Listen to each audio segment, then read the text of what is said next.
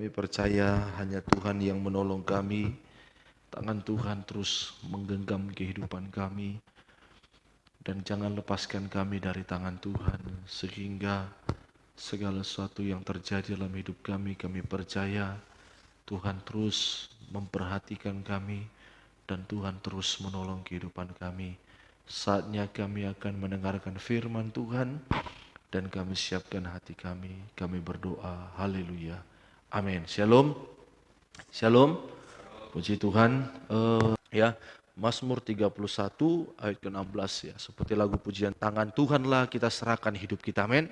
Mazmur 31 ayatnya yang ke-16. Mari kita lihat Mazmur 31 ayat yang ke-16. Masa hidupku ada dalam tangan Tuhan.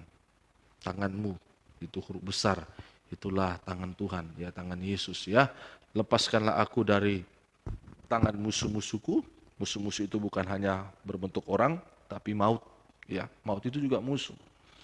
Makanya dikatakan dalam 1 Korintus 15 begini. Ia harus memegang pemerintahan sebagai raja sampai Allah meletakkan semua musuhnya. Perhatikan.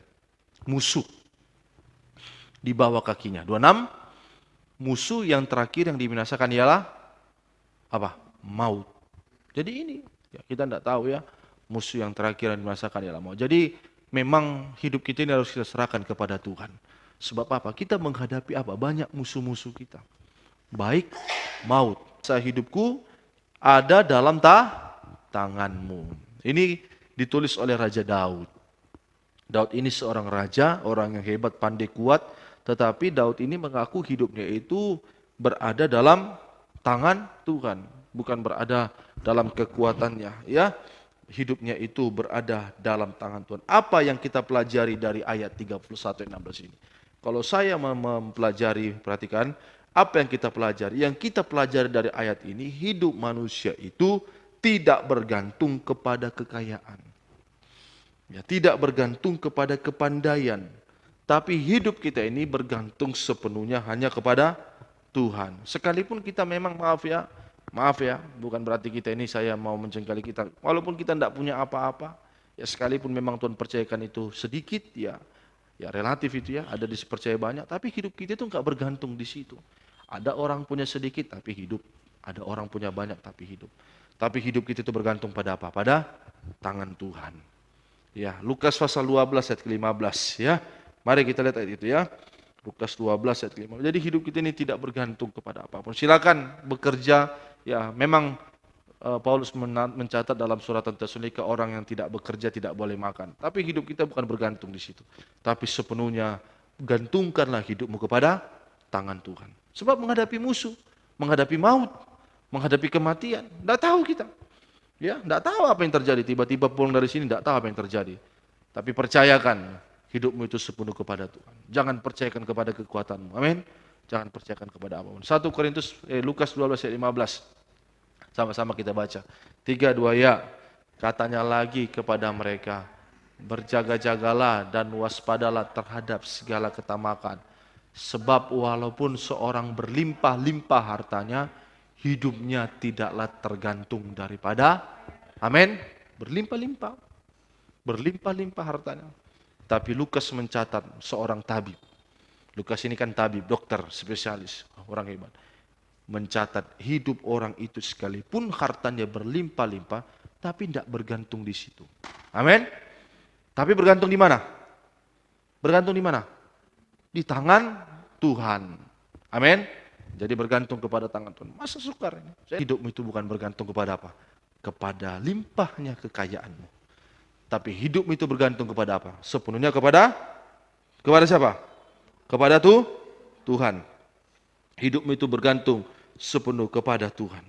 Ya, hidupmu itu bergantung sepenuh kepada Tuhan. Ini ya cerita Raja Daud. Mari kita lihat ya dalam Mazmur pasal yang ke-103. Ya, ayat yang ke-8 ya sampai dengan ayatnya 14 ya. Apa yang akan kita terima dan kita akan alami kalau hidup kita ini bergantung kepada Tuhan. Jadi enak ya, gantungkan hidup kepada Tuhan. Bukan tidak boleh, bukan oh berarti tidak usah kerja lagi Pak. Oh, Alkitab catat orang nggak kerja nggak boleh makan loh. Pernah baca ini? Pasal 3 ayat ke-10. 3, 2 ya. kami berada di antara kamu, kami memberi peringatan ini kepada kamu. Jika seorang tidak mau bekerja, jangan makan. Mazmur 103 ayat 8 sampai 14. Ayo. Ya, saya baca apa yang akan kita terima kalau kita hidup dalam tangan Tuhan. Saya baca ya, Tuhan adalah penyayang dan pengasih. Oh, kalau disayang, penyayang, pengasih, panjang sabar dan berlimpah belas kasih setia. Jadi inilah kalau kita hidup dalam tangan Tuhan, ada kasih sayang. Kasih sayang dari Tuhan dan belas kasihan. Ini dia. Ayo, kalau betul-betul kau serahkan hidupmu pada Tuhan, kerjamu itu ada belas kasihan Tuhan. Ada pembelaan Tuhan. Lihat pekerjaan itu. Ada kasih sayang dan belas kasihan Tuhan. Terus, maka Tuhan tidak akan pernah membiarkan kita dalam kekurangan. Kalau ada kasih sayang Tuhan, tidak akan Tuhan biarkan kita dalam kekurangan. Tepat pada waktunya Tuhan berikan berkat. Amin. Tepat pada waktunya, indah pada waktunya. Semuanya baik. Kalau kita serahkan hidup kita kepada Tuhan. Tepat pada waktunya. Ya, pas di situ butuh, situ ada. Itu lebih enak. Amin. Amin. Tetapi pas kita butuh ada itu enak. Ngeri-ngeri sedapnya memang. Ngerinya 2 kali, sedapnya sekali. Ya, kalau kita serahkan hidup kita kepada Tuhan. Maka ada belas kasihan dan kasih sayang dari Tuhan yang terus memperhatikan kita. Tidak akan pernah Tuhan biarkan kita kekurangan. Mari.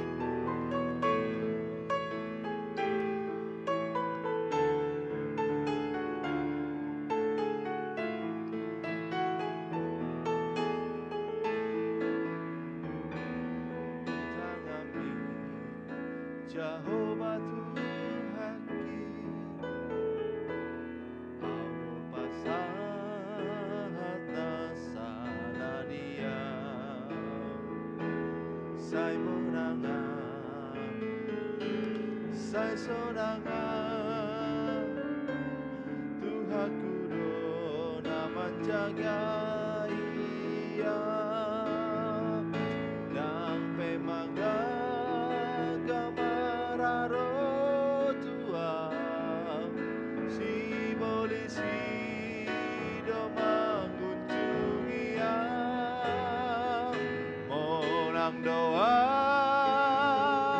senang doa, Tuhan kudo nama jaga ia,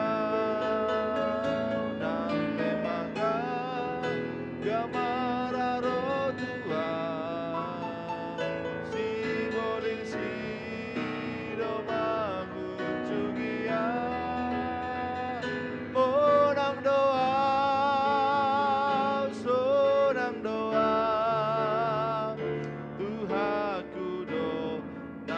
Jaga ia menang doa, senang doa,